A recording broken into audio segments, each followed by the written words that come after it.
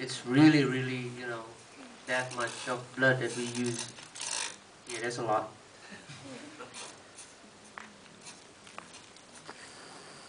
Or everyone still stunned after watching the show? Maybe I could tell you a little bit of a story about our label and how I met Kimo. Both Eric Koo and I are partners in a horror label called Gorilla, and spelled G-O-R-Y-L-A-H. It's, as you know, it's a Singapore horror label, but we specialize in producing horror movies from all over Asia. And when Eric and I got together, we decided to look for very interesting talents, very interesting types of stories to produce. And at that time, I heard about a short film that Kimo and Timo had directed called Darah. And I flew over to Jakarta and I met the boys and I saw the film and I thought this was fantastic, and they were planning a feature film and I said, look, we really want to produce this with you. And we looked at the script and there you go, we had this feature. But I guess there's always a lot of questions in regards to this kind of movie, as in bringing the gore into people's faces. But actually, I remember visiting you guys on set, and there was a lot of humor.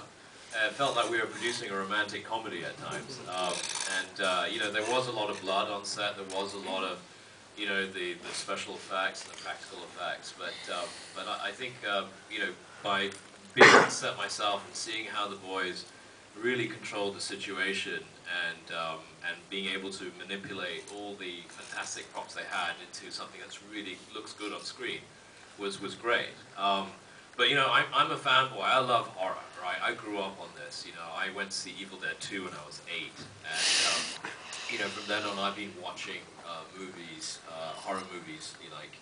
I eat this stuff for a living, and I know Kimo does too. So you're talking to fanboys here who love and breathe this stuff, right? And so that you can see that in the influence of the work. Yeah, any question about the movie? Okay, I've got a question. Anyone? Yes? Is there going to be a sequel because Darah didn't die? How do you know that? It's only twitching. Yeah, I mean, if this goes well, I think maybe there's going to be probably a prequel first, or maybe a sequel. We haven't decided. Yeah, I mean, again, Sharifa Danish, who plays Darah, she won the Best Actress award in the Puchon International Film Festival in Korea, and she's a great character, and she's a franchise by herself, and she has a very unique. This is like Chucky or Freddy or Jason. I think we have our own Asian version, right? I mean, you don't want to meet her on a dark night. But she's a comedian, right? Yeah, she actually stars in one of the Indonesia's what do you call it? It's a sitcom, right? Yeah, sitcom. She plays an ass. She plays an airhead, and she's a really, really good actor in terms of developing this character into a monster. So yeah, I think she really deserves it. For that award. Yeah. How much of the characterization is from you, of Darah, or how much is it from the actress? Like the way she tilts her head and all the little movements that she does. Is it from her or from you? Basically, as a director, I think we have the duty of give direction that what we really want, and I think the way Danish perceive our direction is just spot on. I mean, as an actor, have a lot of difficulty at first, because when I'm doing the short, also Danish is playing from the short. We already sort of boot camp her into this character. So when we shoot Macabre, she improvised from the previous short, so it's getting better. I mean, me and Timo just give a little bit of direction, and she took it all the way by herself, and you know, it's just very talented actress. Yeah. Okay, talking about Timo wasn't able to make it tonight. Yes. But maybe you Yeah. can share with us what is it like working together on set? I think it's all about collaboration. I mean, it's pretty difficult if you have two heads sometimes in making a decision. But me and Timo usually we fight the visual or any quarrels. We always fight it in pre-production, and when it's already on the set, we never fight. I mean, yeah, we always agree upon what is going to be on the screen. So yeah, I mean, me and Timo have this unique relationship in directing films. Okay, I'm not sure whether the audience know, but Kimo and Timo actually call themselves the Mo brothers. Yes, we are the Mo brothers. Why? Any reason behind that?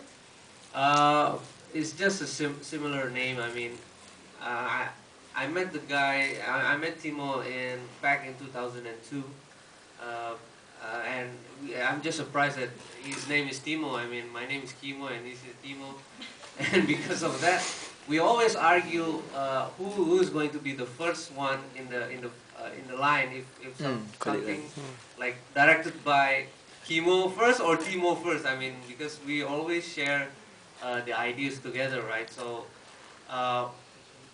to avoid that, we have to make one-liners kind of stuff. So yeah, we invented the Mo brothers. I think the most one. Yeah. Where's the idea come from, and why you decided to make this kind of movie? Because I think it's kind of new for Indonesian cinema. I think the ideas, it's kind of like wanting to the Indonesian film industry to have a change, because a lot of Indonesian films always have this ghost story, and it's too much. I mean, me and Timo wanted to be different, and we want to raise the bar. Actually, we want to know how the audience going to react to this sort of new genre, Asian genre thing. So it's all about the spirit of changing the industry, also changing the perspective of the audience. Could be this movement actually, and hopefully it's going to work. Yeah, I mean, this is also an experiment. We don't know. We don't know this if Indonesian audience or Asian audience going to perceive this kind of film. I mean, personally, do you like it? Yeah, of course. Oh, cool, man. Because I've watched the short one called Darah. Yeah. I've watched it 2 years ago. Oh, cool. Yeah. Thank you. Yeah, just to add to that, that's why Eric and I, when we saw Darah, we just felt that this was a new wave of filmmaking. We've watched a lot of Indonesian horror. Unfortunately, not a lot of them travel outside of Indonesia, and they tend to sort of like just become domestic runs. But after watching Darah, the short movie, we just felt that there was such a nice combination of East and West, right? And we just knew that the boys had, there were cinephiles, right? They love movies, and they watch Western movies, they watch local movies, and they had this whole renaissance of Japanese, Korean horror. I mean, you had The Ring, you had The Grudge, we had Shutter, and being remade.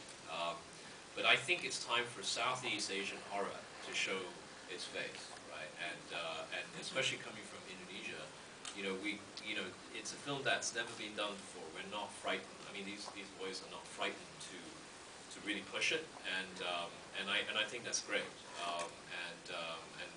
We're lucky enough to get it through censors here and in Indonesia. So that's a good sign as well. That things will change, and we'll have more movies like this.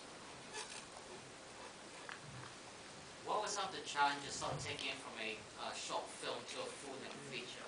And what are some of the biggest challenges that you to overcome in doing that? I mean, the first idea is actually this one. I mean, Darah or Macabre, we call it outside.